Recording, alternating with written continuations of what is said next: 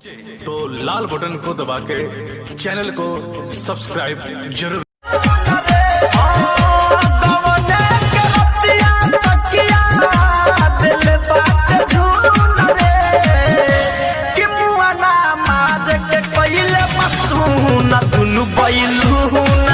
खाइयो पे भागे लैया पते पता लागे नहीं लॉकडाउन हटते रे कब पता लागे नहीं लॉकडाउन हटते रे साथी। खाइयो पे भागे लैया पते पता लागे नहीं लॉकडाउन हटते रे कब। फोन जाओ कहियो करै छै कानी कानी के दुखवा सुनाबै छै सब। आरे मोही खातिर गइल हरे रे चली गइनी नहीं हरे रे। हाँ सावन में डीजे धमकई छै रे रे रे नाचला बम बम करे देखी बाबा सन करे। सावन में डीजे धमकई छै रे रे रे तोहारो से सुपर छोटकी बहिन तोर टॉप माल छौड़ी तोहारो से सुपर बहिनिया तोहार छोटकी देखे टॉप माल छौगे। भाई एक बात बोलूं, बुरा नहीं लगेगा ना? अरे भाई बोलना यार, तेरी बात का क्या बुरा लगे। तू एक नंबर का गुत्ता लग रहा है। भाई तुझे एक बात बोलूं, बुरा नहीं लगेगा ना? नहीं भाई, मुझे तो बुरा लग जाएगा।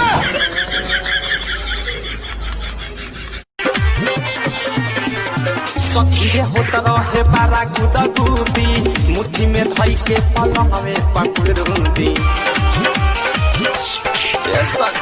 सखीरे होत रहे बारा गईले कमाए उत दिल्ली साथी गईले कमाए उत दिल्ली साथी। लॉकडाउन में सैया फंसी गईले लॉकडाउन में सैया फंसी गईले गईले कमा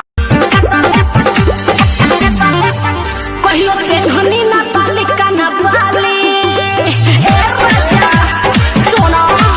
कहियो के धनी ना पालिका ना पाली बुद्धि रहे। हाँ गोदिया में अपन सुता के छौड़ी भूल गेले बचपन के प्यार। भले कनी ओइन भेले दोसरा के महल लेकिन रही गे हमार। भले कनी ओइन भेले। हे आई लव यू तू बोला का आई लव यू टू तोरा मुंह पत्थू। अरे यादव जी बोलावत रह गईले रे गोरी आइलू ना। खास बात रहे का? बेटा बाप की नजर में शेर होता है, माँ की नजर में गाय की तरह शरीफ होता है, बहन की नजर में कुत्ता है तू कुत्ता।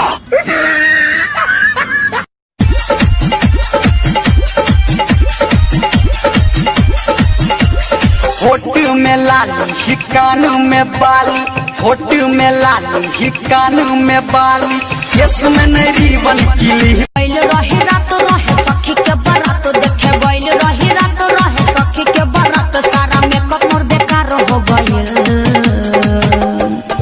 एको लइका